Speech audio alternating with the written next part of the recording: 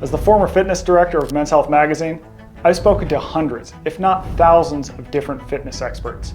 These, in my opinion, are the top 11 lessons that have stuck with me that can transform your approach to fitness, mindset, and life. Lesson 1, true greatness comes from self-competition, not external rivals. I got this from Dee Brown, the NBA great who won the Slam Dunk Championship and competed against Jordan. This leans on what psychologists call intrinsic motivation, and it can push you farther than worrying about your competition. Here's how you use this in your own life. Adopt what I call the racehorse mentality. Horse trainers put blinders on racehorses because if they look off at the other horses as they're racing, they will fall back and they will fall and they will lose the race. You want to be forward focused, not worried about your competition. Put blinders on, move forward towards your goals, and don't worry about others. Be a racehorse. Lesson 2, fix the problem and shut up about it. This one comes from Paul Litchfield. He is the inventor of the Reebok pump shoe. In the early 90s, Reebok was releasing the Reebok pump, which Paul Litchfield had invented. But they had a problem with their sewers. And so what Paul did, rather than complaining to the higher ups, is he paid a secret team to fix the problem in the sewing of the Reebok pump. It released, and it became one of the best-selling shoes of all time. The reason Paul didn't tell anyone about the problem is because that would have only slowed down progress and it would have delayed the launch of the Reebok pump. He realized this was a problem that he could fix on his own without involving others, and so that's exactly what he did, and that is exactly why the pump came out on time and became so successful. Why this works is simple. When problems come up, our first inclination is often to complain or reach out to others for help. Sometimes we might need help, but oftentimes we can fix a problem ourselves. And if we can, that'll move us to our goal faster and more efficiently. Lesson 3 is to perform well under stress. This comes from PJ Nestler, who is the VP of Performance at FitLab. He's worked with some of the greatest athletes of all time. The key idea here is that this breathing protocol can reduce your stress in your most stressed out moments, and that'll allow you to rise above your competition when the going gets tough. Here's how it works. Take 6 deep breaths in and out of your mouth. Then take 5 deep breaths in the nose and out of your mouth. And then finally, take 4 recovery breaths where you quickly suck air into your nose and then slowly blow it out of your mouth. There are, of course, other breathing protocols you can use. The point is that you should actually try a breathing protocol when you are under stress, because that'll help you improve. Also note that this protocol is best to use when you're at rest. For example, when you have a break in a game or before you go on stage and give a big talk, and not when you're actually in the high stress moment. Lesson number 4, smile first thing in the morning. This comes from Michael Chernow, the founder of Creatures of Habit. What Michael does every morning when he wakes up is he puts on a big forced smile for at least 20 seconds. That is the first thing he does. What this does is it immediately puts you in a good mood. There are plenty of psychological studies that show smiling alone, even if you force it, can elevate your mood. That sets the tone for his day and it makes his day better. Here's why this works. Researchers at Penn State, they recently did a big analysis on all the studies around smiling, and here's what they found. The studies consistently suggest that smiling may have a number of health-related benefits, including beneficially impacting our physiology during acute stress, improved stress recovery, and reduced illness over time. The reason this works is that smiling has been shown to boost happiness and improve our health outcomes over time. Here's how to use this, and it's very simple. Just like Michael said, right when you wake up, force a big smile for 20 seconds, hold it, and ease into your day. Number 5, follow the 30-10 rule at breakfast. This comes from Mike Roussel, a PhD nutritionist who's worked with some of the world's top athletes and executives at many Fortune 500 companies. What you do is really simple.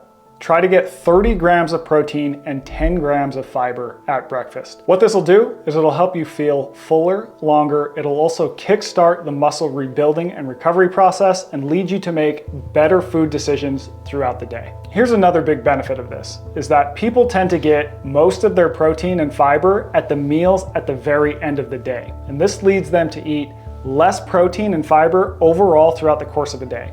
So if you can start your day with at least 30 grams of protein and 10 grams of fiber, you set an awesome foundation throughout the day to get enough of those nutrients that you will hit your nutrition goals. Here's a couple examples of how to get 30 grams of protein and 10 grams of fiber at breakfast. Start with some oatmeal mixed with protein powder, or have a protein shake with some berries in it. And here are some other options, no matter what your diet is.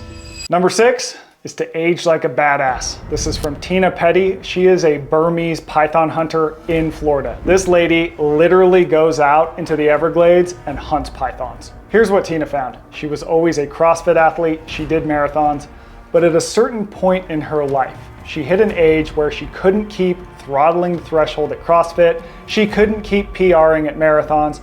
And so she had to shift her fitness goals to something that gave her a clear target of success. What she did is decide to hunt pythons in the Everglades. That got her outdoors, that got her covering way more miles than she would have in any gym, and it gave her a very clear objective of whether or not she had completed her fitness task for the day. It really enlivened her and made her more engaged in her physical activity.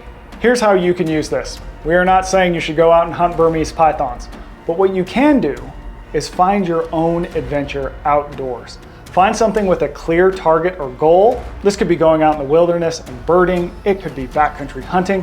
It could be any number of things where you have a clear goal that you were trying to reach in the outdoors. Number 7 is to train in uncharted environments. This comes from my friend Christian Schaff, who is the CEO of Uncharted Supply Company. The lesson here is that exercising outdoors, and the more challenging environment, the better, will give you much greater gains in fitness and mindset than you would get from training inside a sterile, air-conditioned, predictable gym. The reason this works is that training outdoors and going out and having outdoor adventures, it throws way more variables at you. You're gonna be cold, you're gonna be hot, you're gonna have hills. Everything is unpredictable. Even the trail that you are walking on is far more unpredictable than you would get on a treadmill.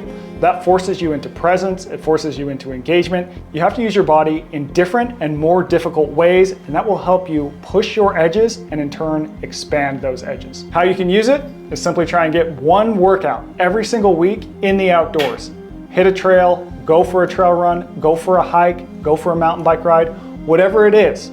The wilder nature that you get into, the better. Number 8 is to make exercise convenient and community oriented. This one comes from Miranda Alcaraz. She's the CEO of Street Parking. Miranda and her husband created street parking as a convenient way for people to exercise. They started posting workouts online that were easy for people to do anywhere with minimal equipment. And what she found is that this idea, it swelled. They now have a big group of people who get together and exercise in a way that is easy to access and convenient. And what she has found is that by putting community around fitness, it incentivizes people to show up and to actually work. And by removing as many barriers as possible, for example, equipment and time, people can actually fit fitness into their lifestyle. It's that intersection between community and convenience that really works the magic and gets people to move harder and more often together. Here's how you can use it. Start by figuring out how you can make exercise more convenient in your own life. You don't need a lot of gear, you just need to figure out what can I do with what I have that'll get me moving more. Once you've laid that foundation and figured out some basic workouts, invite other people along. You can even look up groups like F3 or Street Parking that are bringing people together to exercise every single morning in a way that is very easy to access. Number 9, carry stuff. This comes from Sebastian Junger, the author of A Perfect Storm and documentaries like Restrepo. Sebastian did a book where he walked the railways of Pennsylvania all while carrying his own gear. I have written about this and covered this at length in my book, The Comfort Crisis, but carrying is a fundamental human activity. Humans evolved to carry weight over distance, and it is arguably the most powerful activity that we can do for our health, for our mindset, to burn more fat and to maintain muscle. And all you need to do this is get something and carry it. You could throw some weight in a bag and go for a walk. You could also pick up a rock on your next hike and carry that thing down the trail. You could grab some kettlebells and walk with those in your hand to end a workout. Get creative, just add more carrying back into your life. By the way, I also just made a YouTube video about this that talks about all of the benefits of rucking. That is walking with a weighted backpack. Check it out, that'll help onboard you to the act. Number 10 is to work remotely, very remotely. This one comes from my friend Matt Sherman. He is one of the longest serving Americans in the Iraq and Afghanistan war. After the war, what Matt did is he kept working, consulting for different companies, but he does so entirely remotely. Matt has hiked more than 20,000 miles around the world on all different trails, and he's able to use modern technology in order to remote into calls and to meetings. So how you can use this is try to do more trips in the outdoors where you are still working. Technology like Starlink, it will allow you to remote in, send emails, do everything you need to do from a location that is totally off the grid, that'll allow you to go out for hikes and give you more exposure to nature, and that'll be good for you. The good news is you don't have to be as extreme as Matt. If you have a work call that you would normally take sitting in your office sedentary, why couldn't you take that call while out on a walk? Use noise canceling headphones, go on that walk, have that work call, you'll get in more steps, you'll get exposure to nature, and you will be much better off than if you were to have taken that call sitting in your sanitary, sad office. Number 11, put your goals on a deadline. This one comes from Ebenezer Samuel. He is the current fitness director at Men's Health. And what Ebenezer found is that he always had these big fitness goals, but he would lollygag towards them. He really needed a deadline in order to push himself harder. Once he started setting deadlines for when he wanted to reach a specific goal around fitness, whether it be hitting a bench press target or a squat target or building a certain amount of muscle, that was a forcing function that pushed him into the gym and made him work much harder than he would have had he had no deadline. Here's why this works. When we don't have a deadline, it becomes very, very easy to slack off. Plenty of research shows that having a deadline behind a goal incentivizes you to do the work required to meet that goal. And here's how you can use this. If you're trying to lose weight or improve your fitness, sign up for an event. Join a marathon because you know that marathon is going to happen at a certain day, and if you don't get that training in, you are going to lose your entry fee and you are going to totally fail at that marathon. These lessons, they're not just for elite athletes. They can really be for anyone, and you don't have to do all 11. Pick a few that you think will work for you, try them out, and if they work, good, continue them. I found a handful of these lessons to really move the dial in my life. Long story short, do more of what helps you, do less of what hurts you.